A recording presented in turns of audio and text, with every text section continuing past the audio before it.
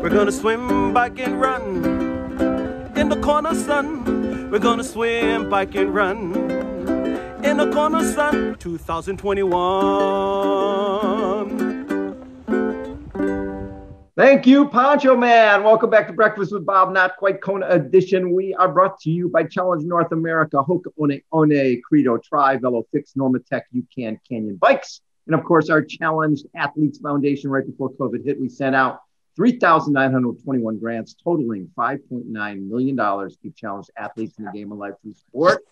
I am so excited to have Dara Torres with us. She is a 12-time Olympic medalist, 5-time Olympian. They medaled at the age of 41. And I think her first medal is when she was 17. And the film comes out this evening. It's called Once Upon a Comeback on SEC Storied. And the producers, Lisa Lax and Nancy Stern from Lookalike Productions. Lisa, let's start with you. Talk a little bit about what brought you together with the amazing Dara Torres.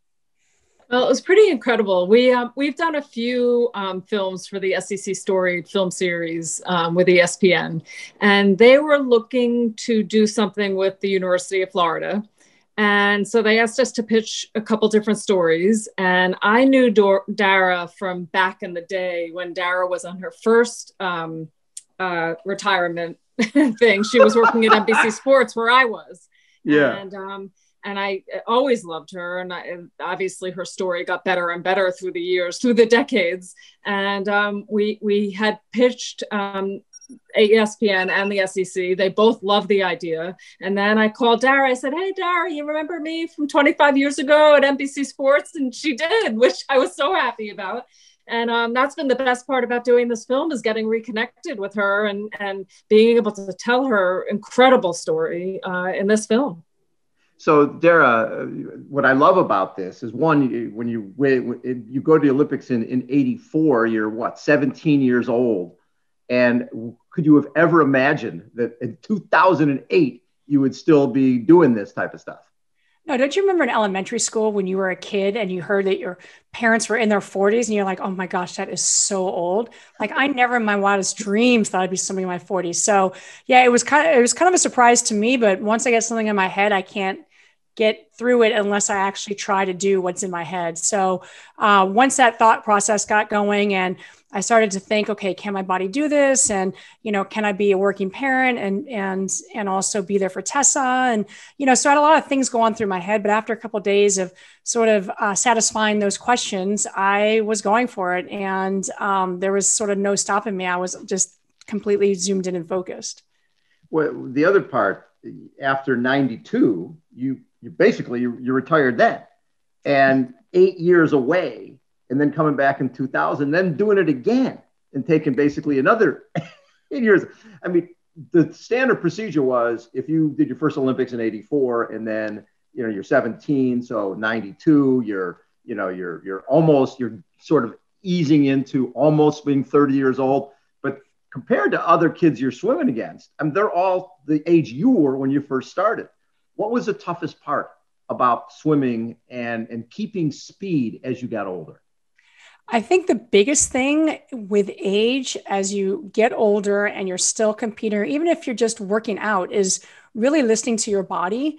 I wanted to get in and do what the kids were doing. So they had double workouts. I wanted to do double workouts. And I realized after that first day, there was no way my body can do double workouts. But I think getting over the mental part of it was probably the toughest, because I always came from the old school, once I really got into training, that the more you do, the faster and better and stronger you'd be. And I had to sort of get over that mental block that that's not how it's going to work for me, being older and being that my body is a lot different than the younger kids. So once I got over that mental block, it was a lot easier, I think, for me. So when I look at the fact that you were getting faster, right? You were going faster in 2008. I think you broke your 50-meter record. You broke it like 10 times over the years. And did you surprise yourself when you got back in the water that actually you were going faster and probably doing not less work, but less distance work? Well, when you're an athlete, you can sort of feel how you are. And for us in the water, you want to feel your stroke. You want to feel like you're swimming on top of the water. And I was really feeling good as my training started. And I was going to masters meets and swimming fast. And so I knew that I was going fast. It was just a matter of how was it going to be standing up to these young kids. And once I saw everything kind of came into place as far as like getting the right strength coach, having a sprint coach and my main coach. And then I had to have my stretching trainers and massage therapists. And once I was able to sort of fund that and get sponsorship, I knew that this whole team I put together was going to help me reach my goals. And I think one of the things that made it so wonderful is that no one had any egos. Like we all were a part of this team. And my part of it happened to be standing on the blocks at the end and trying to win that gold medal. But everyone was there together and working as a team. And I think if I didn't have that team, it really would have been more difficult for me to make an Olympic team. But yes, I surprised myself too. That's a long answer to your short question. Sorry. Perfect answer. And Lisa, for you, what surprised you? You've covered elite athletes forever. You've covered Olympics. You guys have done it all. You did your movie on Chrissy Everett and Martina Navratilova. You've seen world-class athletes. What surprised you about Dara? I think just Dara is extremely smart, very kind, totally generous with her time, and made it so easy to kind of execute our creative vision. That's what, it's like, we, I think, connected at a time in her life where she fortunately had the time that she could spend with us. And she's just watching her in action in every part of her life. She's a perfectionist. That's not surprising, but it really is inspiring. And, she sets a goal no matter what it is. And she wants to make it the best, whether that was in her business, with her daughter, with preparing for the shoot, just being open to sharing very personal things. She addresses a subject in this film about an eating disorder that she had during the prime time swimming times of her life, which was a very personal and intimate story to share on camera, I think. And I feel like, luckily we were able to build a trust together where I think, Dara, and you could, chime in here. I think you shared part of your story that perhaps you didn't share before in such depth. And that not was it a surprise, but I felt grateful that you felt open enough to do that with us.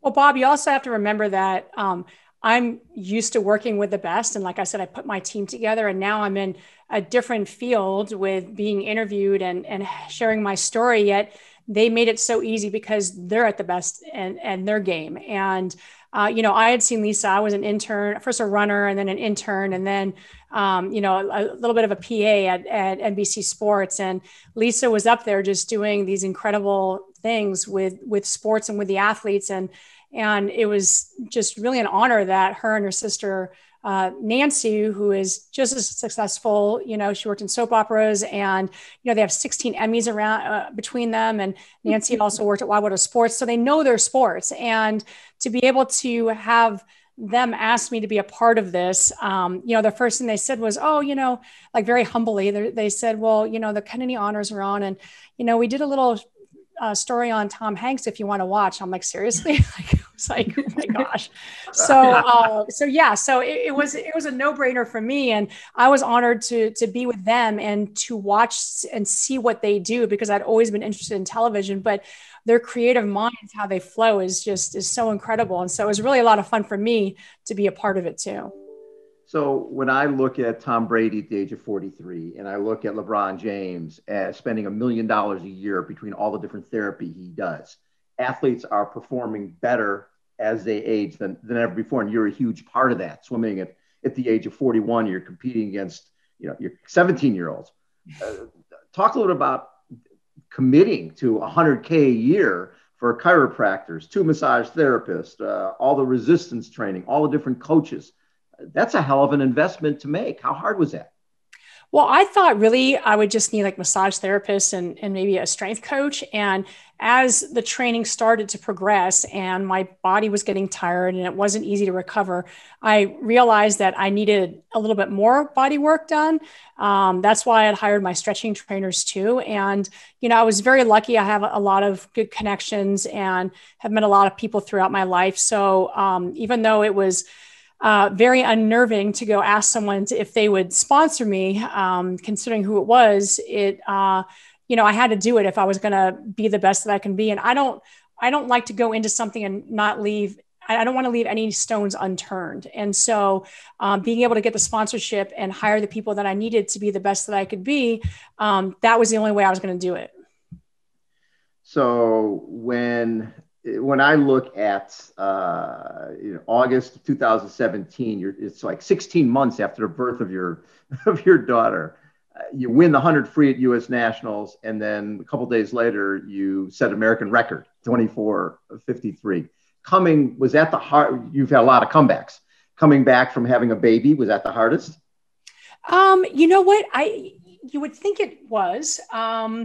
I think the hardest part of that was just being able to balance your life with being a parent and doing what you love to do, or as for me, it would be like going to work. And that was hard. And I really looked to working parents as my inspiration. But I was trying something different. I was using the stretching trainers. I had a strength coach who was all about working the small little muscles in your back. And swimmers, as you know, are very front strength or front strong. Dominant. Dominant. Thank you. Dominant athletes. And so we almost like hunch over, if you look at a swimmer, you can tell where a swimmer is because we're always standing like this. And so we're very strong in the front part of our bodies. And so this strength coach really worked the back parts of my bodies and tried to get me in a straight line. And then we were doing things where we're balancing on a ball on my knees and on my feet and doing like little exercise with 2 and 3 pound weights. And my coach would walk in and is like, "What are you doing?" And I said, "Look, I have almost 2 years to try to make the Olympic team. Let me try this for a year, see how it goes." And he was like, "Fine, whatever." And he just really Michael Loberg wasn't really into it. And then after I did so well that a year later, after having Tessa and breaking records, and he's like, "Okay, I want to use your strength coach," And so it was really about trying to find different ways to train that were thinking outside of the box that were really going to help me be the best that I could be. The other thing that fascinated me with you, Dara, a number of years ago, we bothered you for a number of days in a row. And I've seen athletes before who are parents, and you could tell when they're at their kids, whatever baseball, softball, whatever it happened to be, they're not quite there. But when we went with you and Tessa had figure skating, as a parent, you are all in, right? When it's Tessa's time, it is Tessa's time. When it's time for you to train, you are all in on that. That was something that really impressed me, is like, okay, you're not just sort of a mom, you are a mom. Having Tessa, obviously she was too young to really know what you did. Does she know now? Does she have a sense of what mommy did? I think she does. It's taking her a little while. I don't really talk about it and say, "Hey, guess what? Your mom did." That's just not who I am. And she did a project on me this year. And so I had to look things up. I was like, all right. Look them up. That's and then she'd asked me yesterday, she said, "Mom, did you ever get the link for, Once Upon a Comeback?" And I said, "Yes, I haven't." I said, "Well, don't you want to watch it tomorrow night on when it airs?" She's like, "No, I have a test. I have some homework coming up." She goes, "Can I just watch it?" And so she did. And just for her to sit there, because I'd peek in a couple of times and actually watch something for an hour and not be on her phone or not forward through it. She actually watched the whole thing. And she started asking me questions that she didn't know about. Like, she's like, "Wow, you made all these comebacks," and like stuff she just didn't know. So I let her sort of learn it. Unless she wants to ask me something, I'll tell her, but that's just not my personality to say, "Hey, your mom did this, your mom did that." If she wants to know, she can ask me. I think she's learning that as she gets older.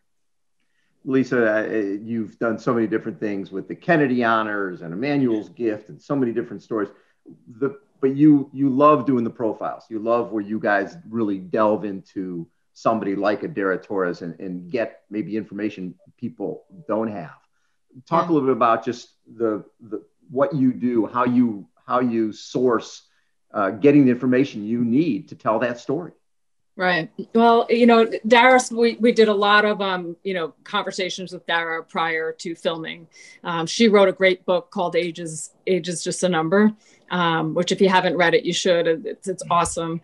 It had a lot of good details. We did a lot of kind of searching around, figuring out who we should interview. So we called some teammates, we called, you know, people down at Florida at the school, and just did a lot of prep work, research and conversations, and figured out sort of how we wanted to weave the story.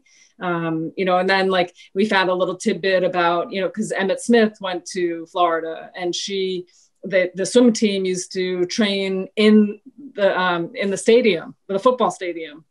And so, you know, and no one actually, this is what's remarkable. Anyone who we called to interview for this film said yes right away, including Emmett. Like people at Florida said, no, you know, Emmett, you know, doesn't really do stuff like this. We called his agent within one day. Yep, sure, Dara, I'll do it.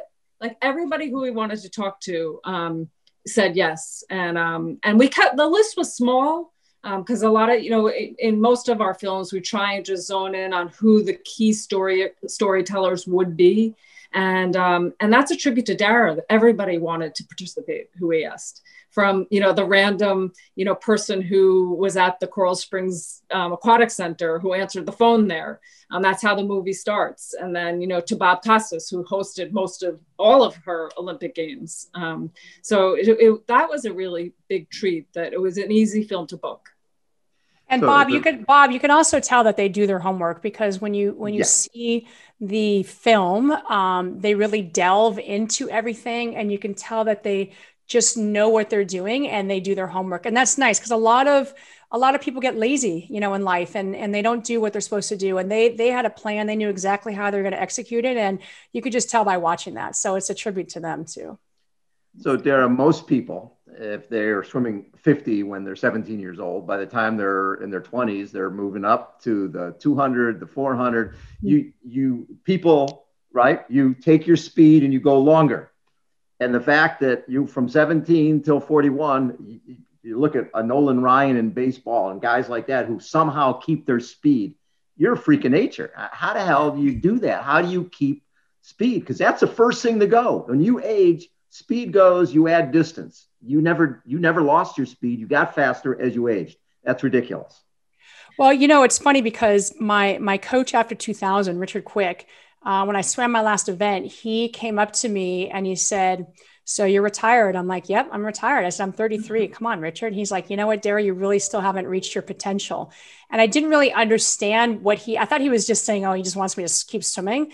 But I didn't really understand what he meant. Like he saw something that I didn't see or know that I had, to realize that I still had more potential in me, even though I was 33 and was moving on with my life. And so I really sort of understood that when I was training for 08 and saw what I was able to do. So yeah. And the other thing too, is I think it's actually harder to keep up distance as you get older, because the training is a lot further. And I think as a sprinter, yeah, you may lose some speed, but you know, maybe I just really hit my potential at 41 instead of, you know, at a young age. Oh, do you have to run? Hey, yeah, come here and say hi to Lisa and Bob. Hey. That's Tessa. Hey, Tessa. You going to practice? Yeah, she gets yelled at if she's late, so or doesn't even get to practice. It's a tough one. Let me say goodbye really quick, okay? Okay. Tessa, great to see you. I think I saw her like 8 years ago. Anyway, so yeah, so I just think that maybe I hadn't reached my potential, but I think it's actually harder for athletes who are distance athletes to keep up with the training and everything than with me, where I don't have to train as long as distance swimmers. So yeah, I still had the speed, but it wasn't as taxing on my body as if, like, say, a Janet Evans was making a comeback.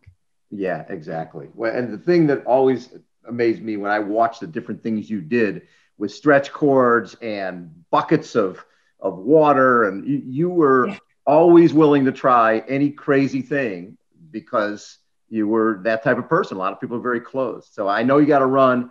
I appreciate you taking time, but that openness to trying anything, how important was that for the length of your career?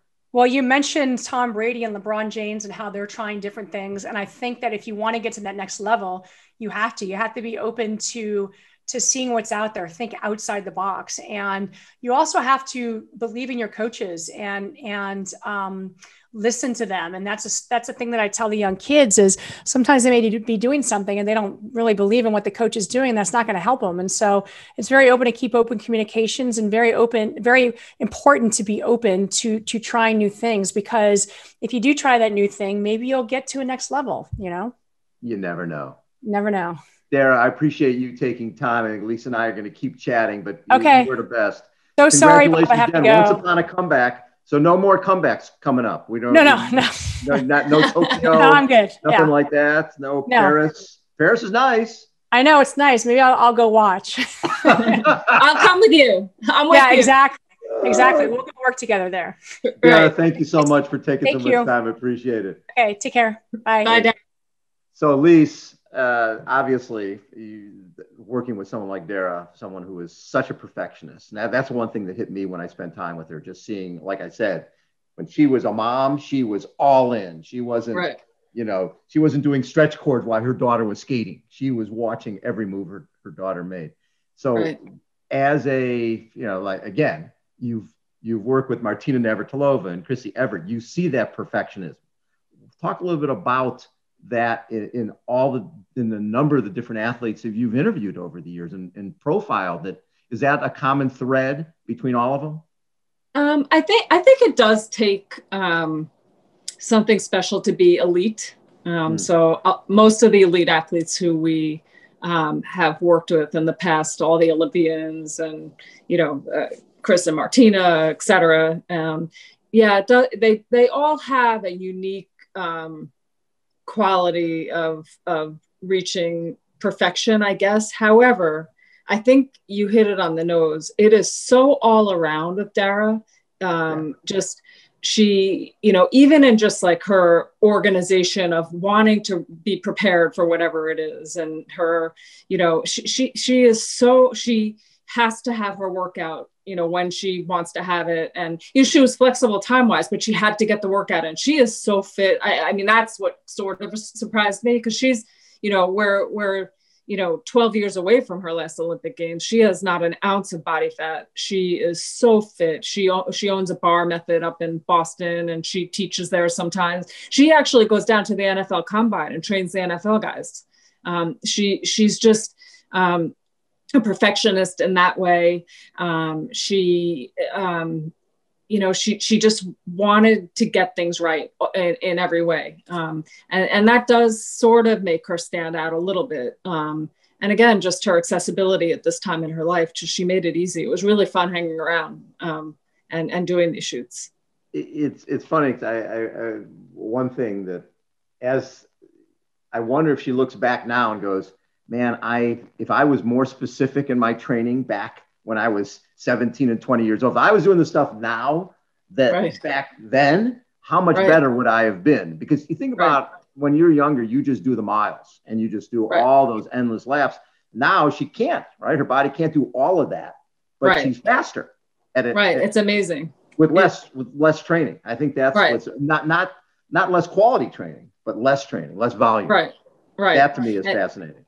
Yeah, unbelievable. And it's interesting, like she had a great Olympics in 84, obviously in Los Angeles, and she sort of missed in Seoul, which was around the times that she was swimming at Florida. And I alluded to this earlier. She had a really severe eating disorder while she was at Florida, and it affected her performance in Seoul.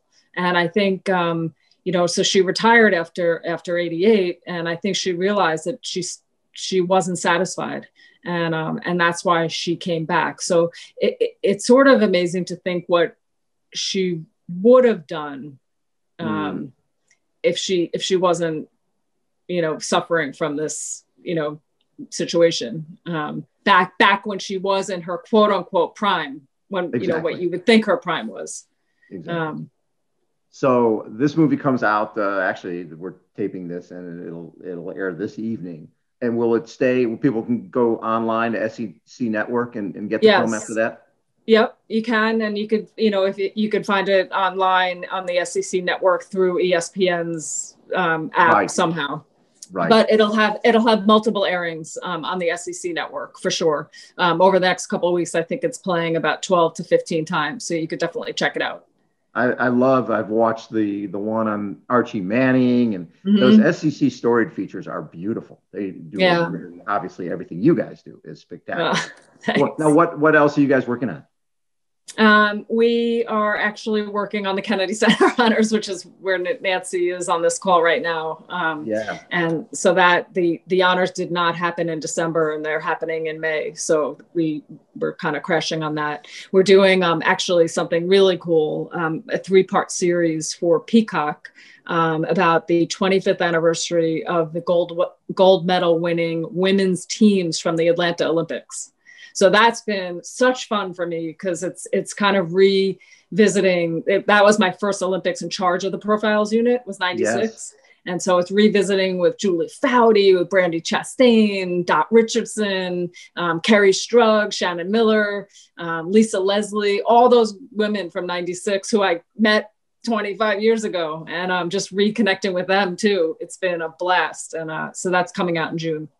So when I look at 41 on 41 on George Herbert Walker Bush, that was such a spectacular feature you guys did. And what always impressed me originally, that was going to be a film, correct? And then you had to adapt it. Was it for CNN to make it into? So and people don't quite understand when you make a movie, a couple-hour movie, and then it's like, okay, now it's a television show. It's not like, okay, we'll just cut it into 30-minute things. It's like you have to have a open and reset things up. How difficult was that to take a movie and make it into a television series? That's difficult.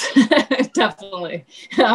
It was because you're right. You have to rethink sort of how you're going to keep the viewer engaged and have them come back after the commercial. And so it was a bit of a restructure, but we had all the material. It was just more of a laborious sort of effort. But I think it played well on TV. I love to watch it as a full movie for sure. And the George H.W. Bush Library down in Texas plays it like that. So ultimately it's living as we originally planned it.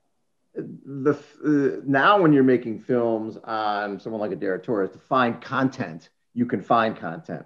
When you were doing your film Rise on figure skating, it was about 50s and 60s, and finding footage must have been really a scramble. Yeah, it's definitely, that was the hardest thing. And we do have some people who we know who are archivists, but again, it's more about like when we were speaking with the people who knew and were friends with and relatives of the people who were on that plane. It's about developing the relationships where they feel comfortable sharing. I call them a gem. Like when we find something that no one else has seen before ever, and the person hasn't ever shared it before, it's about kind of building that trust where they feel okay sharing it with you. Or I would drive 6 hours to someone's house to get it, if they didn't feel comfortable mailing it. It's just kind of going that extra yard every single time to get those gems.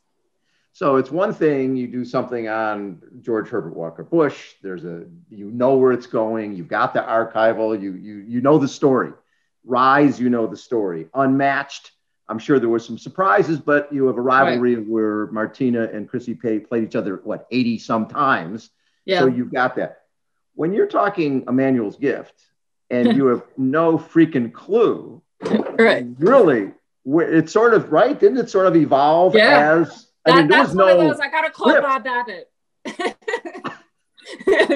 That's one of those that I tell Nancy about it, and I'm like, let me talk to Bob. Let me see what he knows. And and then we got on a flight like the next day practically, and that's where you kind of take a chance. And when we landed on the ground in Ghana and met him, and got to know his family and just know him better and see really what's going on, that's when the story really evolved. And then we got into the edit room and realized how much we didn't have and had to go back we were at a time in our lives where we had the time to do it and right. and the finances to do it at the time. And so it sort of, if you believe in a subject, and that subject was so strong in general, and you felt like you were really working on something bigger than yourself. And ultimately, at the end of the day, a bill was passed where people with disabilities there, have new opportunities that they never had before. So when you're kind of part of something like that, it's you just talk about perseverance. It's perseverance on Emmanuel's. When I speak to groups, that's the one story I tell about, you never know. You never know where something's going to go. You never know when all of a sudden Disabilities Act's going to get passed, or Oprah is going to agree to narrate, or Kiefer Sutherland's going to narrate the feature that's showing during the ESPYs. Like, that's a perfect example. Nancy had worked at ABC Sports for many, many years, and the president of ABC Sports was this man, Dennis Swanson. And he was the guy in Chicago who put Oprah on the air for the first time ever. And so when we sort of had a first cut done of the film, Nancy, we were thinking of we didn't need much narration, just a few tracks here or there. We thought that our dream person was Oprah at the time. And so Nancy called Dennis, and Dennis said, "Oh, I happen to be going to Oprah's 50th birthday party next weekend. I'll bring it over." And he did. And she said she was interested. And that was that. And how did the ESPY happen? So then what happened? So we had shown the film to somebody at ESPN who I guess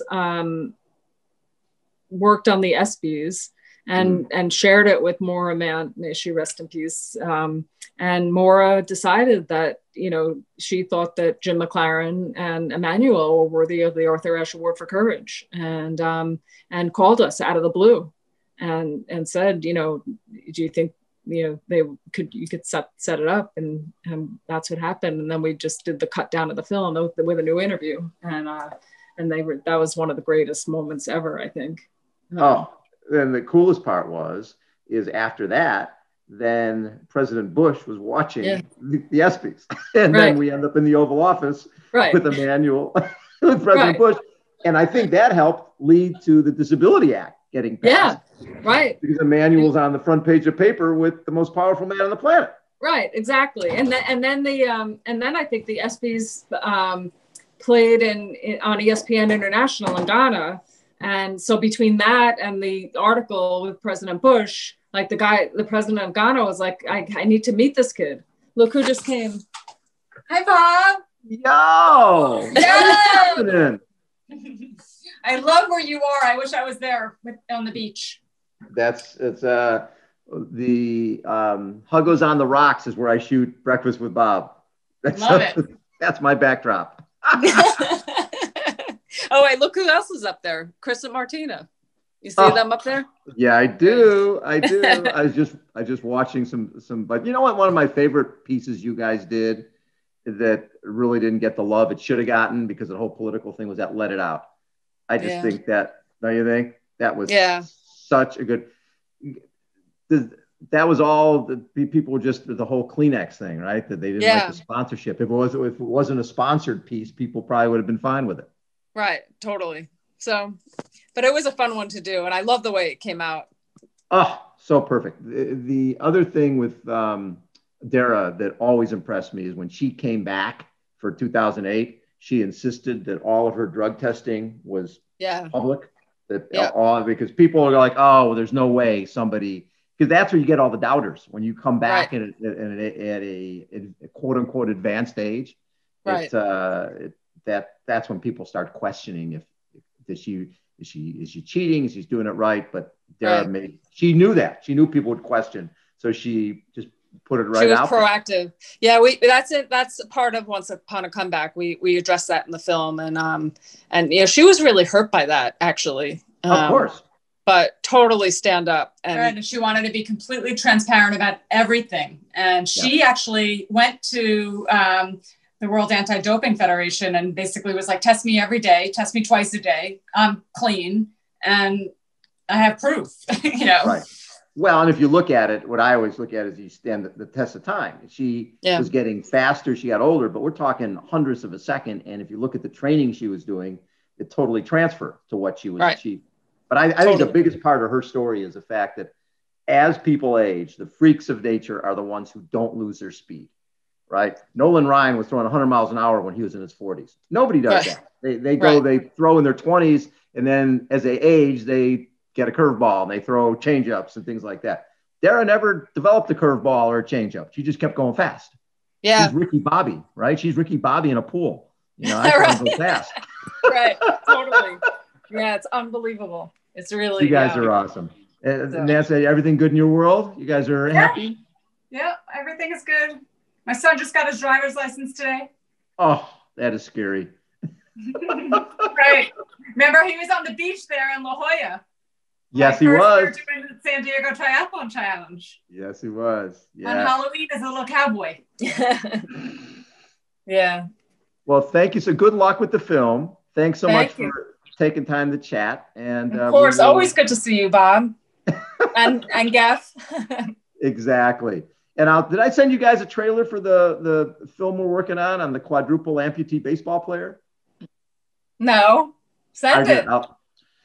Landis Sims is he's turned 15, but he has no hands and missing both legs below the knee. And a buddy of mine who shoots for National Geographic Adventure ran into him at a softball game 7 years ago and just started shooting, going, I'm making a movie on this kid. And he throws and catches with his glove. Oh my I'll send you the trailer. Yeah, definitely. Yeah, he threw out the first pitch at the Yankees game. We're sort of like Rudy. You know, as soon as you meet him, you go, this kid has it. This kid has it. He's very special. Yeah, you'll dig it. That's awesome. Can't wait to see it. Cool. Hey, thank you guys for doing what you're doing. Dara is one of my favorites, and it's great to bring her story to life. Oh, awesome. Thank you for having us, Bob. So fun to always do something with you. This has been Breakfast with Bob, Not Quite Kona edition. Thanks, everybody, for tuning in. We'll catch you next time. See ya.